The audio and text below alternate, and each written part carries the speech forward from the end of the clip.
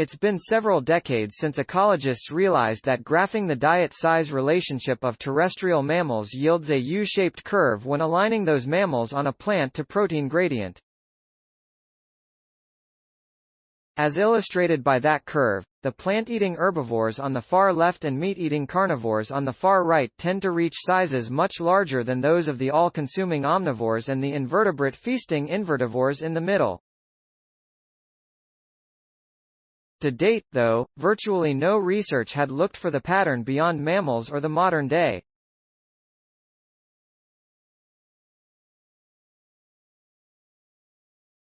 In a new study, researchers from the University of Nebraska-Lincoln and institutions on 4 continents have concluded that the pattern actually dates back to deep time and applies to land-dwelling birds, reptiles and even saltwater fishes.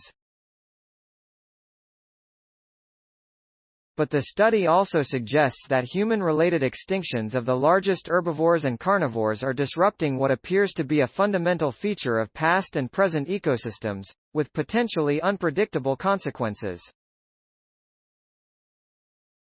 "We're not sure what's going to happen, because this hasn't happened before," said Will Gertie, a postdoctoral researcher at Nebraska and co-author of the study, published April 21 in the journal Nature Ecology and Evolution.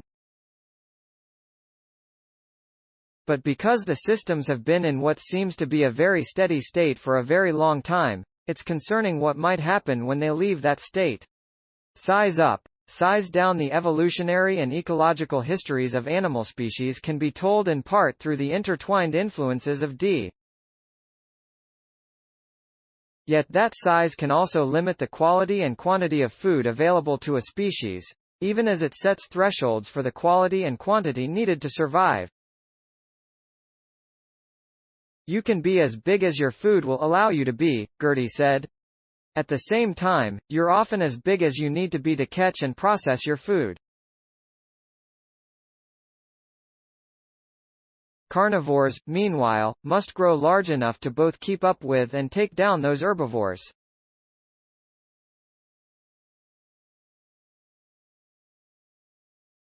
To analyze the generalizability of that pattern in the modern day, the team compiled body size data for a huge number of surviving species: 5,033 mammals, 8,991 birds, 7,356 reptiles and 2,795 fishes.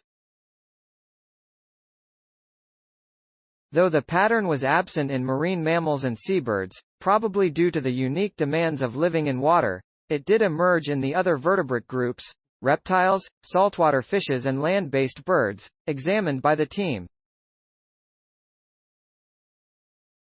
The pattern even held across various biomes, forests versus grasslands versus deserts, for instance, or the tropical Atlantic Ocean versus the temperate North Pacific, when analyzing land mammals, land birds and saltwater fishes. Showing that this exists across all these different groups does suggest that it is something fundamental about how vertebrates acquire energy, how they interact with one another, and how they coexist, said co-author Kate Lyons, assistant professor of biological sciences at Nebraska. "We don't know whether it's necessary. There might be other ways of organizing vertebrate communities with respect to body size and diet, but it certainly is sufficient." But the researchers were also interested in learning how long the U-curve may have endured. "To my knowledge, this is the most extensive investigation of the evolution of body size and especially diet in mammals over time," Gertie said. It revealed that the U-curve stretches back at least 66 million years, when non-avian dinosaurs had just been wiped out but mammals had yet to diversify into the dominant animal class that they are today. "It is really interesting, and really striking," Gertie said, "to see that this relationship persists even when you have other dominant animals around. We suspect that it's actually existed since the inception of mammals as a group.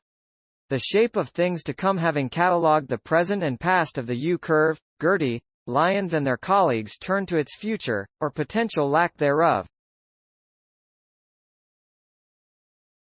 As a result, the U-curve that has persisted for so long has begun to noticeably flatten, Gertie said.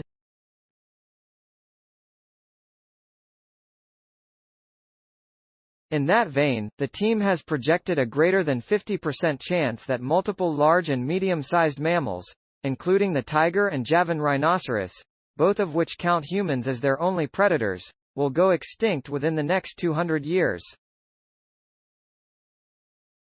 It's certainly possible that as we take some of these animals off the top of the U-curve, and as we collapse some of these ranges of body sizes, that we're altering the way the energy is divvied up, Gertie said. I think this is just another line of evidence suggesting that may indeed be the case in the future. Gertie and Lyons authored the study with Robert Cook, from the UK Centre for Ecology Hydrology, Amanda Bates, from the University of Victoria, Canada, Abby Chapman, from University College. https://ift TT, IC 9 WGP, accessed April 21, 2022. Thanks for watching. Please subscribe my channel for more videos.